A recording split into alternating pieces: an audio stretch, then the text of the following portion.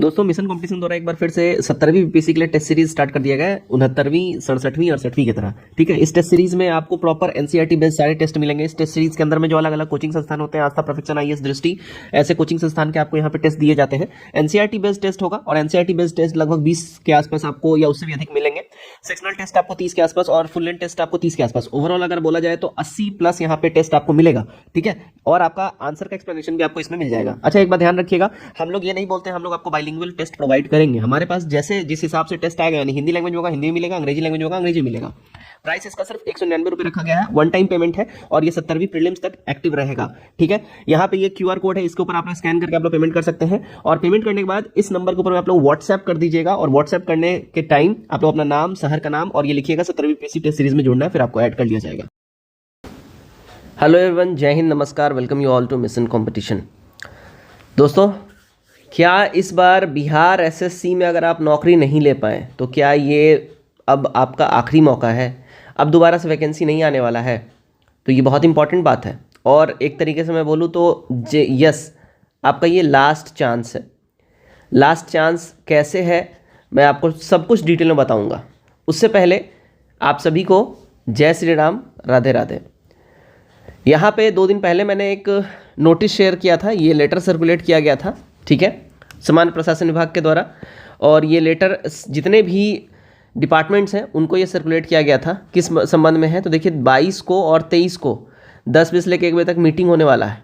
ठीक है, उस संबंध में है। अब ये किस बारे में मीटिंग होने वाला है तो जितने भी नोडल अधिकारी हैं, देखिएगा सारे विभाग के, उनको बोला गया था कि भाई आपको इस मीटिंग में उपस्थित रहना एनी हाउ। किस बारे में है तो देखिए, आप लोगों को एक चीज़ मालूम होगा कि भाई हर एक डिपार्टमेंट से मांगा जाता है कि भाई कितना सीट खाली है वो आप हमको बताइए। और क्या है कि बिहार में जो अलग अलग डिपार्टमेंट हैं उनके अंदर समन्वय नहीं है। कोई डिपार्टमेंट लिस्ट भेज देता है, कोई नहीं भेजता है। तो एक तरीके से ये सबको एक जगह एक मेज पर बैठा के बात करने वाले हैं और सारी बातें होने वाली हैं। तो ये मैंने आपको 2 दिन पहले ही सब कुछ बता दिया था कि बिल्कुल पॉजिटिव न्यूज़ है। वैकेंसी बहुत जल्दी आने जा रही है बिहार से, क्योंकि गवर्नमेंट बिल्कुल ही प्रोएक्टिव मोड में काम कर रहा है। ठीक है, ये नोटिस के ऊपर वीडियो मैंने शायद कल या परसों ही आपको इसके ऊपर में एक और नोटिस आया था। ठीक है, समान प्रशासन विभाग की ओर से। देखिएगा, इस समान प्रशासन विभाग के जो ये नोटिस था, इसमें सारे जो सचिव हैं, प्रधान सचिव हैं, उन सबको यहाँ पे टैग किया गया है। यहाँ पे देखिए, यहाँ पे बिहार एसएससी को भी टैग किया गया है। ठीक है, बीपीएससी को भी टैग किया गया है और अन्य जितने भी हैं जिला पदाधिकारी उन सबको टैग किया गया है। ठीक है ना, सिपाही भर्ती का जो है यहाँ पे इनको भी टैग किया गया है। सबको यहाँ पे टैग किया गया है। किस संबंध में था तो यहाँ पे एक ये जो लेटर सर्कुलेट हो रहा था समान प्रशासन विभाग की ओर से, ये लेटर था कि देखिएगा, बोला क्या जा रहा था कि अगर कोई भी मान लो ज्वाइन करता है, ठीक है, अगर लोअर पोस्ट पे कोई भी लोअर पोस्ट पे अगर अधिकारी ज्वाइन करता है, ठीक है, और उसके बाद मान लो वो लोअर पोस्ट पे ज्वाइन करने के बाद फिर एग्ज़ाम देता है ओपन कंपटीशन के थ्रू, और उसका अपर पोस्ट पे दोबारा से एक जॉब लग जाता है और उस लोअर पोस्ट को वो छोड़ देता है। ठीक है, लोअर पोस्ट को वो छोड़ देता है, तो होता क्या था कि ये तो खाली हो जाता था और हायर वाला भर जाता था। तो लोअर वाला जो खाली होता था तो एक तरीके से इसका जल्दी से रोस्टर क्लियरेंस नहीं होता था। अब क्या बोला जा रहा है कि अंगनीय है कि महालेखाकार सक्षम पदाधिकारी द्वारा संबंधित पदाधिकारी कर्मचारी के पक्ष में उच्चतर पद के समकक्ष वेतन स्तर का वेतन पूर्जा निर्गत किया जा रहा है, न कि पूर्व धारित पद का। यह भी है कि यदि कोई कर्मी उच्चतर पद पर उत्क्रमित हो जाता है तो धारित पद स्वतः रिक्त हो जाएगा, है ना। अगर वो हायर पोस्ट पे जाता है प्रमोशन के बाद या जैसे भी, तो लोअर वाला जो है वो खाली माना जाएगा और उसको वैकेंसी निकाला जाएगा। इतनी बातें आप लोग समझ गए? चलिए, आई होप आप लोग अगर इतनी बातें समझ गए तो आपको ज़्यादा दिक्कत नहीं होगा। अब जो इम्पोर्टेंट यहाँ पे एक सवाल है कि आखिरी मौका होगा क्या, तो मैं बोलूँगा हाँ, आपके लिए आखिरी मौका है। कैसे आखिरी मौका है? देखिए, सहायक प्रशाखा पदाधिकारी का अब दोबारा से पद जो है, मान के चलिए कम से कम एटलीस्ट 7 से 8 सालों तक नहीं आएगा।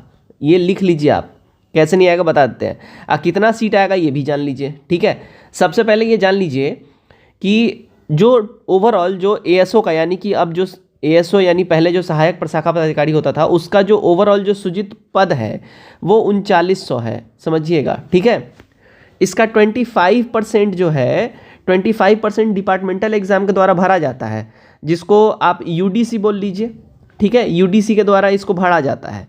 अब इसमें होता क्या है, 3900 का 25% माने, अगर चलो इसको रफ राउंड फिगर में अगर हम 4000 मान लेते हैं, इसका मतलब है कि 1000 जो है आपको भरा जाएगा कैसे, तो डिपार्टमेंटल एग्जाम के द्वारा। ठीक है, अभी कुछ टाइम पहले 3-4 साल 5 साल पहले जो है एक लेटर निकला था जिसमें बताया गया कि लगभग 750 पद जो है ऐसे हैं जो कि यूडीसी के द्वारा भरे गए हैं। अब जब से ये लेटर निकला है सर्कुलेशन, उसके तब से लेकर अब तक में लगभग 50 से ज़्यादा जो अधिकारी हैं वो रिटायर हो चुके हैं।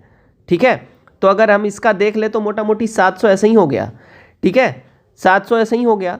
और उसके अलावा अभी जो करेंटली अगर हम बात करें 1350 के आसपास 1350 पद जो है अभी CGL 3 के द्वारा भरे गए हैं। ठीक है, और इसमें अगर हम बात कर लें, इसमें से भी 100 ऐसे थे जो इसके द्वारा प्रमोशन के द्वारा यहाँ पे गए हैं। ठीक है, CGL 3 से प्रमोशन करके गए हैं उसमें। तो ओवरऑल अगर हम बात कर लें तो उसमें माइनस कर दीजिए तो लगभग देखिए 650 के आसपास, 600-650 के आसपास अभी इसके थ्रू भरा हुआ है। ओवरऑल की अगर हम बात कर लें, देखिएगा ओवरऑल अगर हम बात कर लें तो मान के चलिए कि 650 पद ऐसे हैं, 1350 पद ये इसका ऐसे है। ठीक है, मतलब ओवरऑल मान के चलिए कि 2000 जो है पद। ठीक है, 2000 पद ओवरऑल, देखिए रफली मैं मान के चल रहा हूँ, ऐसा नहीं एग्जैक्ट वर्ड टू वर्ड या नंबर टू नंबर ऐसा ही रहेगा। 2000 पद अभी भरा हुआ है, फिल है। खाली कितना है, 3900 में से आप 2000 घटा दीजिए। ठीक है ना, 3900 में से आप 2000 घटा दीजिए तो लगभग 1900 के आसपास पद जो है यहाँ पे खाली आपको दिखेगा। अभी इसमें से जो वैकेंसी आने वाला है, ठीक है, अभी समझिएगा, इसमें से जो वैकेंसी आने वाला लगभग 900 प्लस सीटों पे ये वैकेंसी आने वाली है, 900 प्लस सीटों पे। ठीक है ना, और बाकी का जो पद है अगेन मैं आपको वही बता रहा हूँ, फिर से वो जो है प्रमोशन और डिपार्टमेंटल एग्जाम के द्वारा भरे जाते हैं। तो आपको जो रफली जो पोस्ट आने वाला है वो 900 से 1000 के बीच में रह सकता है ASO का पोस्ट। ठीक है, ASO का पोस्ट इतना रह सकता है। और ये जान लीजिए आपको अगले 7 से 8 सालों तक अब ASO का पद जो है नहीं देखने को मिलेगा, क्योंकि ओवरऑल जो फुल स्ट्रेंथ इसका 3900 है, उतना फिल कर ही लिया जाएगा। तो अब कहाँ से देखने को मिलेगा।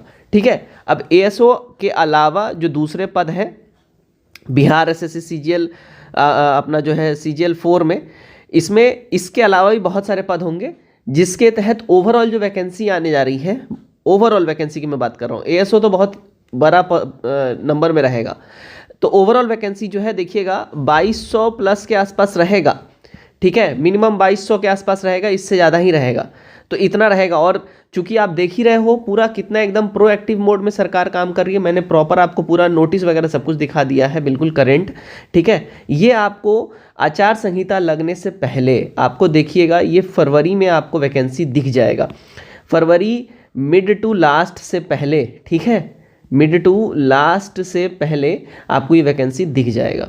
तो आप लोग इसके लिए कितने तैयार हैं कमेंट करके बताइए। और मैं आपको बोलूँगा कि भाई इस बार चूकिएगा तो बहुत पछताइएगा, क्योंकि 80% हमारे चैनल पे ऐसे स्टूडेंट होंगे जिनका एज एक्सपायर हो जाएगा। अगर 7 से 8 साल बाद अब दोबारा ASO आएगा तो आप एलिजिबल ही नहीं रहिएगा। 7-8 साल बाद तो हमारा जो जनरेशन है ये सारे का एज एक्सपायर हो रखा रहेगा। तो जितने नए लड़के रहेंगे, नए बच्चे रहेंगे, वो लोग एग्ज़ाम देने के लिए एलिजिबल हो पाएंगे। ठीक है, तो ये आखिरी मौका है, पूरा जी जान लगा दीजिए और इस एग्ज़ाम को दीजिए, क्योंकि अब दोबारा ऐसा मौका नहीं मिलने वाला है। तो आप लोग बिल्कुल ही तैयार रहिए। ठीक है, तो यस, ये लास्ट मौका हो सकता है। अब 5 से 8 साल बाद ही अब दोबारा मौका मिलेगा। तो डेफिनेटली इस फॉर्म को और इस एग्ज़ाम के लिए आप लोग अभी से तैयारी करिए, क्योंकि दोबारा ये चांस आपको जल्दी नहीं मिलने वाला है।